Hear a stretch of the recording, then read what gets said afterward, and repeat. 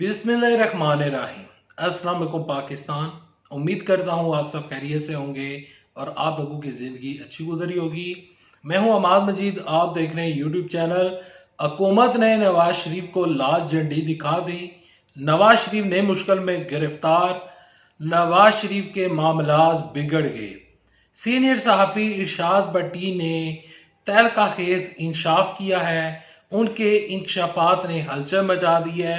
इरशाद भट्टी ने क्या ऐसी बात कही जो कि बाकी जो जितने भी सहाफ़ी हैं वो इस चीज़ के ऊपर डिस्कशन नहीं कर रहे, वो क्या खबर दे रहे हैं। आगे चलकर आप साथ इस वीडियो में ये तमाम खबरें शेयर करता हूँ कि हुकूमत ने किस मौके के ऊपर आकर नवाज शरीफ को लाल झंडी दिखा दी है, जिसकी वजह से उनकी मुश्किलात में बड़ा इजाफा हो चुका है। तमाम खबरें शेयर करने से पहले, आगे बढ़ने से पहले आप सबसे एक छोटी सी रिक्वेस्ट करूंगा कि इस वीडियो को लाइक कीजिएगा, चैनल को सब्सक्राइब कीजिएगा और कमेंट सेक्शन में मुझे बताइएगा कि नवाज शरीफ की आमद पर क्या आप खुश हैं, क्या आप नवाज शरीफ के इस्तकबाल के लिए जाएंगे और क्या आप नवाज शरीफ को वोट डालेंगे।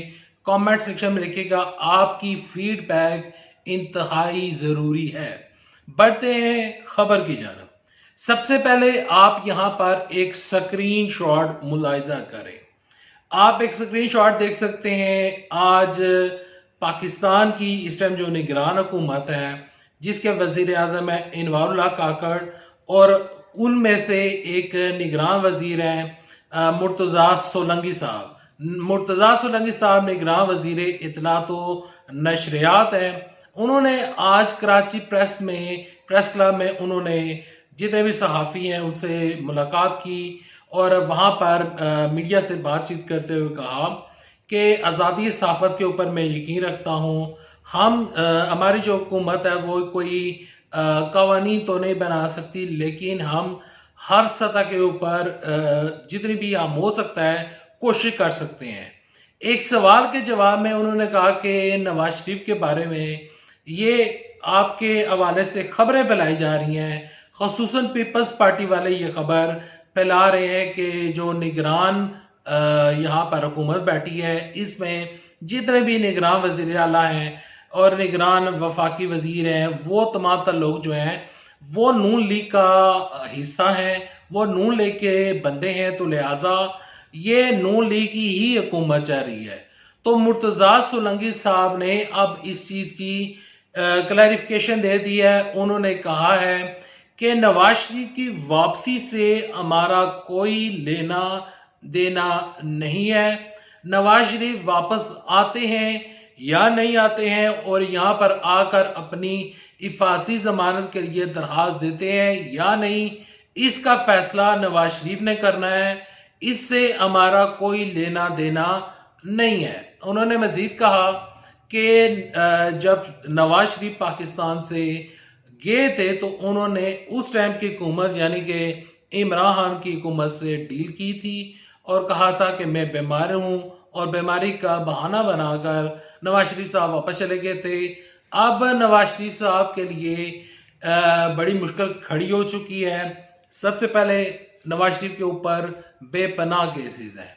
नवाज शरीफ के ऊपर यह भी केस है जो ये मुस्लिम लीग नून वाले कहते हैं कि अकामा के ऊपर निकाल दिया गया। देखें, अकामा को छुपाया गया था और कोई भी एक पब्लिक होल्डर हो और एक ऐसा बंदा जो कि चीफ एग्जीक्यूटिव ऑफ पाकिस्तान हो, या आप यूं कह लें कि प्राइम मिनिस्टर ऑफ पाकिस्तान हो, या फिर कोई भी वजीर हो, वो किसी दूसरे मुल्क में मुलाजमत नहीं कर सकता। और दूसरी बात यह है कि हमेशा सच बोलना पड़ता है। आर्टिकल जो 63 है उसकी कार्रवाई हुई थी, उसकी वजह से नवाज शरीफ साहब जो हैं वो उनको नाअहल करार दिया था साकम निसार ने, और साकम निसार को इसी वजह से नवाज शरीफ साहब क्रिटिसाइज करते हैं। अब उस फैसले को चैलेंज करना भी यहाँ पर नवाज शरीफ को चैलेंज करना पड़ेगा और नवाज शरीफ को ये तमाम चीजें देखनी पड़ेगी। यहाँ पर नवाज शरीफ को नैब की तरमीम में उड़ी थी, उस केस को भी जाकर चैलेंज करना पड़ेगा।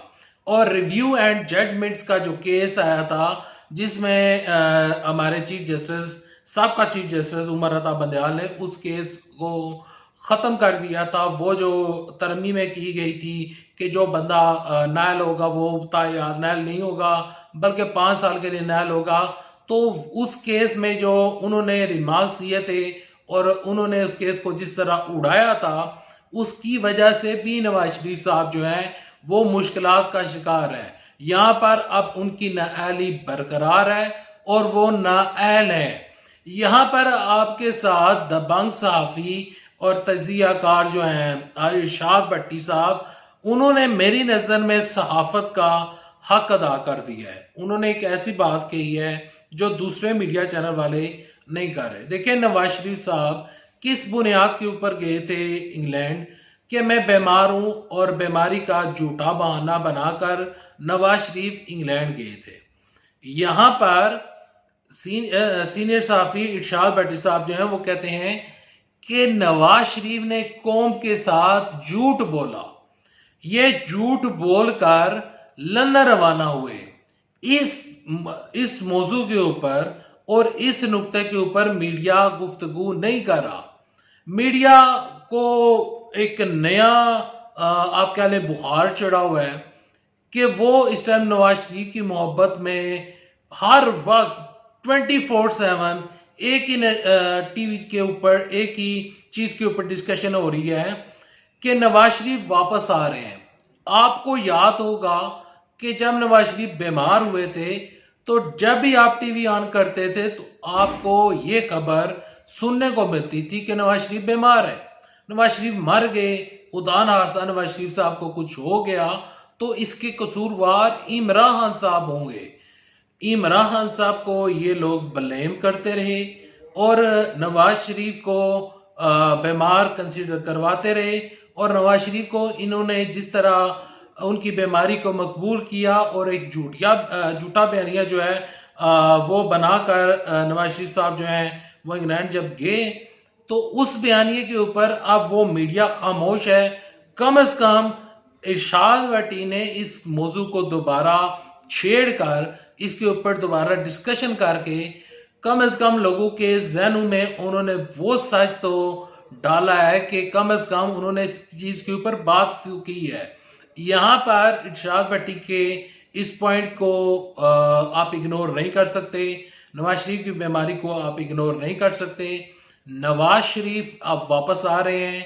आपको एक बात ज़हन में रखनी पड़ेगी, नवाज शरीफ बीमारी का झूठा बहाना बनाकर गए थे और अब वो वापस इक़्तिदार के हवाले से पाकिस्तान आ रहे हैं। उनको आपसे लेना देना कुछ नहीं है। बिजली के बिल्स कितने आ रहे हैं, पेट्रोल की प्राइस कितनी बढ़ चुकी है, डॉलर आउट ऑफ कंट्रोल हुआ था लेकिन अब अल्हम्दुलिल्लाह वो वापस आ रहा है, उसमें कमी हो रही है। और हमारे जो अदारे हैं यहाँ पर जो आर्मी चीफ हैं जनरल आसम मुनीर साहब, उनकी कोशिशों की वजह से अब अल्हम्दुलिल्लाह डॉलर जो है वो अब रिवर्स हो रहा है और पाकिस्तान में इस्तेकाम आ रहा है। इंशाल्लाह पाकिस्तान में इस्तेकाम आएगा, इंशाल्लाह पाकिस्तान दुनिया की अजीम तर ताकत बनेगा। पाकिस्तान के लिए दुआ करें, पाकिस्तान की फौज के लिए दुआ करें और पाकिस्तान की सलामती के लिए दुआ करें और पाकिस्तान की खुशहाली के लिए दुआ करें। Thanks for watching this video. अल्लाह हाफिज। पाकिस्तान जिंदाबाद, अफवाज पाकिस्तान जिंदाबाद, पाकिस्तान पाइंदा।